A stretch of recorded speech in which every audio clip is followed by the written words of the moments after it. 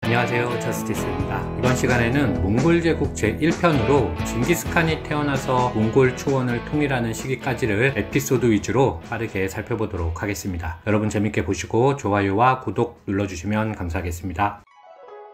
먼저 이 시기 몽골 초원을 장악한 부족들을 살펴보면 중앙은 징기스칸의 아버지 예수게이의 안다인 옹칸의 케레이트 부족이 다스렸고, 서부는 타양칸 휘하의 나이만 부족, 동쪽은 주르첸의 봉신인 알탄칸의 타타르, 북쪽에는 메르키트가 있었습니다. 1162년 hen티 산맥 근처 오논강 옆에서 훗날 징기스칸이라 불리는 아이가 태어났습니다. 그의 어머니 후엘루는 원래 메르키트 부족의 칠레두라는 젊은 전사의 부인이었지만 훗날 몽골족으로 알려지게 되는 보르지긴 씨족이 예수게이에게 납치되어 징기스칸을 낳은 것이었죠. 징기스칸의 아버지 예수게이는 후엘룬을 납치한 직후 타타르와 싸우러 나갔다가 테무진 우게라는 이름의 전사를 죽였는데, 돌아와 보니 아들이 태어나 있어 아들의 이름을 테무진이라 하였습니다.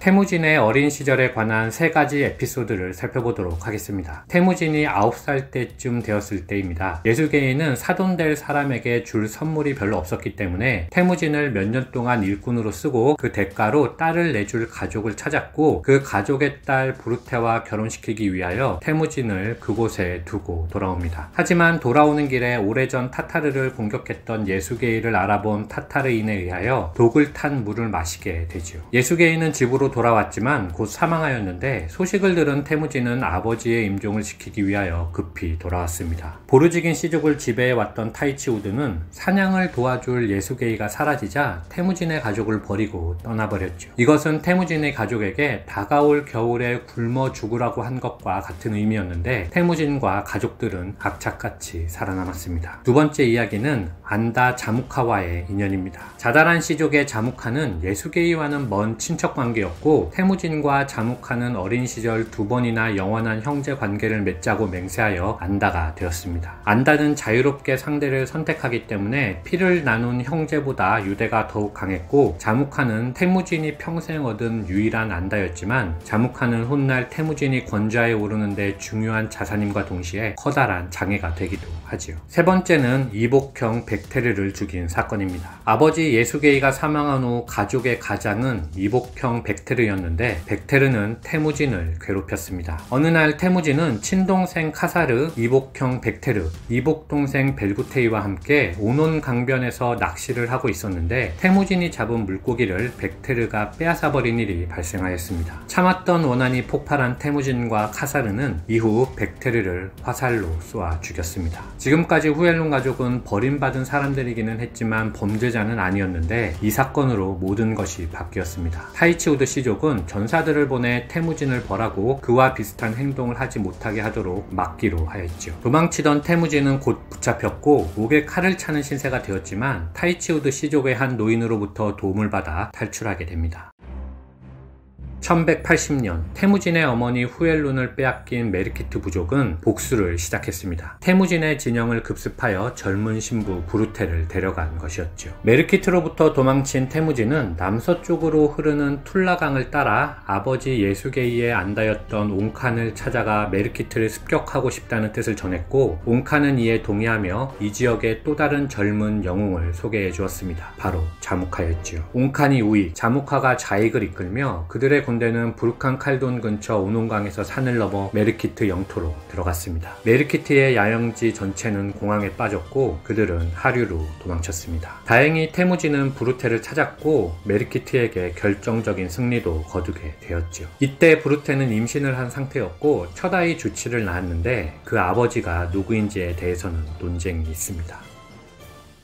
이후 테무진은 자무카를 따라 약 1년 반 정도 함께 살면서 그로부터 많은 것을 배웠지만, 그는 누구에게 굴복하기를 싫어하는 성격이었습니다. 1181년 5월 여름 목초지로 이동할 때 자무카가 테무진과 지도자의 위치를 공유하지 않고 뒤를 따라오도록 명령했고, 부르테의 조언을 받은 테무진과 그의 무리들은 자무카 몰래 밤을 이용하여 달아났습니다. 이때 발생한 균열은 이후 20년 동안 두 전사 사이의 전쟁으로 발전했고, 결국 불구대천의 원수가 되어 몽골족 최고 통치자 자리를 놓고 싸우는 결과를 낳습니다. 자무카와 헤어지고 난 8년 후인 1189년에 27살의 태무진은 칸이 되기 위하여 쿠릴타이를 열었습니다. 비록 참여 부족의 수는 많지 않았지만 그는 케레이트의 옹칸에게 자신의 충성을 재확인하며 그의 승인을 요청하였죠. 옹칸은 이를 받아들였습니다. 이렇게 태무진은 소수 집단의 칸으로서 활동하는 데 충분한 지지를 받게 되었고 지도자로서의 인생을 시작하게 되었는데, 그는 이후 친족 관계를 무시하고 개인의 능력과 충성도에 따라 임무를 등용하는 개혁에 착수하였지요. 이는 징기스칸의 핵심적인 업적이라 하겠습니다. 1196년 34살의 태무진은 옹칸과 함께 타타르 원정에 나서 성공하였고, 이듬해인 1197년에는 주루킨을 쉽게 물리치는 경험도 쌓았으며, 그 와중에 그의 경쟁자 자무카 역시 개혁에 반대하는 귀족 시족들 사이에서 중심인물로 성장해 나갔습니다. 특히 자무카는 어린 시절 태무진을 노예로 삼은 적이 있던 타이치우드 같은 중요한 시족을 거느리고 있었죠. 그리고 1201년에 드디어 몽골족의 지도권을 둘러싼 타이치우드 자무카 대 옹칸 태무진 간의 목숨을 건 첫 전쟁이 시작되었습니다. 이 싸움에서 태무진은 승리하였지만 전투 중 목에 화살을 맞아 쓰러졌고, 그의 충성스러운 부하 젤메는 목숨을 걸고 태무진을 보호하였으며, 회복된 이후 태무진은 젤메에게 몽골에서 가장 중요한 원정을 몇 차례 맡기게 됩니다. 한편 자무카는 타이치우드를 잃었지만 도망치는 데 성공했고, 그에게는 여전히 충성스러운 시족이 많이 있었기 때문에 자무카와 태무진의 최종 결전은 훗날의 일이 됩니다.